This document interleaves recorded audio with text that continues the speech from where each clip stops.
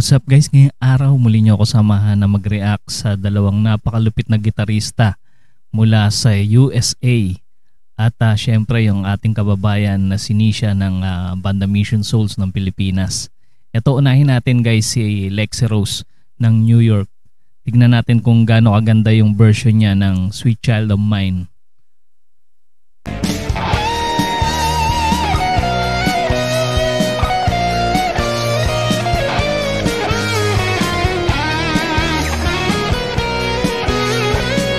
Linis ng tunog niya dito, studio version din gaya ng sa Mission Souls.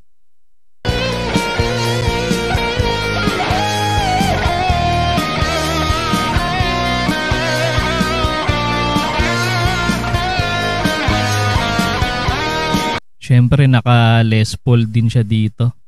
Ang ganda ng kulay ng kanyang Les Paul.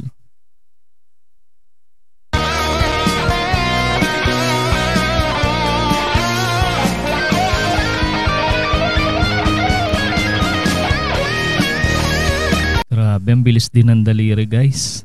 Tsaka ang linis walang kasablay-sablay yung kanyang yung bawat nota niya talagang sakto.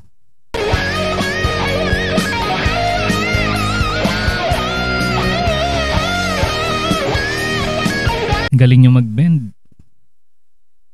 Tsaka yung picking technique niya ang husay.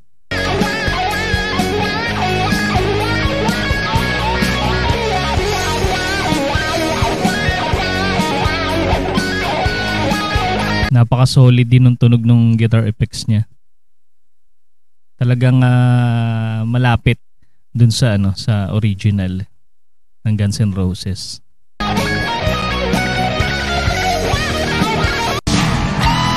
Medyo putol yung video ni Lexi Rose.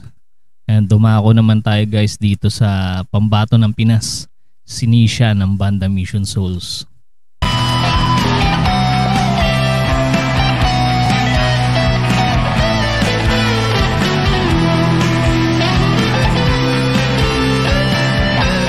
O diba? Napakaangas.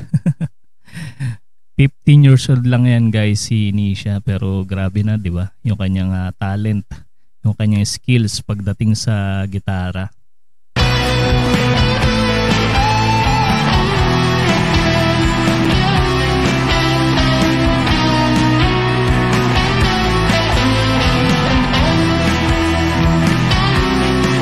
Tsaka mas gusto ko yung niya dito yung gitara niya, ang ganda ng kulay. Parang yung kay Lexi Rose, parang parang common na yung kulay. Etong kay Nisha ang ganda Parang yata to. Kung di ako nagkakamali, parang lemon burst yata yung kulay nito.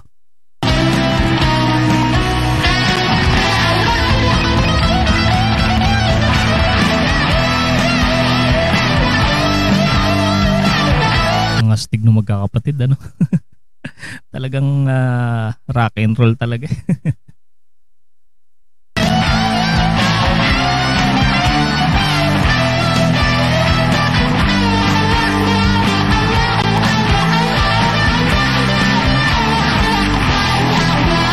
Ang lupit din ng bending ni Nisha.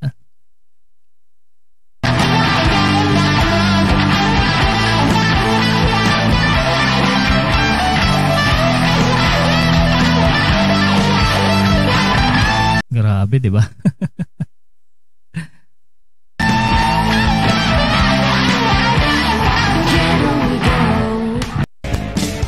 O, di ba guys? Ano sa tingin nyo guys? Ano yung napupusuan nyo, napipisil nyo na version? Kay Lexi Rose ba o kay Nisha? Ayan, i-comment nyo lang guys sa ating comment section. At sa mga hindi pa nakasubscribe kay Lexi Rose at kay Nisha ng banda Mission Souls, ayan, mag-subscribe na kayo guys para mapanood nyo pa yung kanilang mga cover. Ayan, at sa mga hindi pa nakasubscribe sa ating channel, mag-subscribe na kayo para ma-notify kayo sa mga susunod nating content. Maraming salamat sa inyong panonood.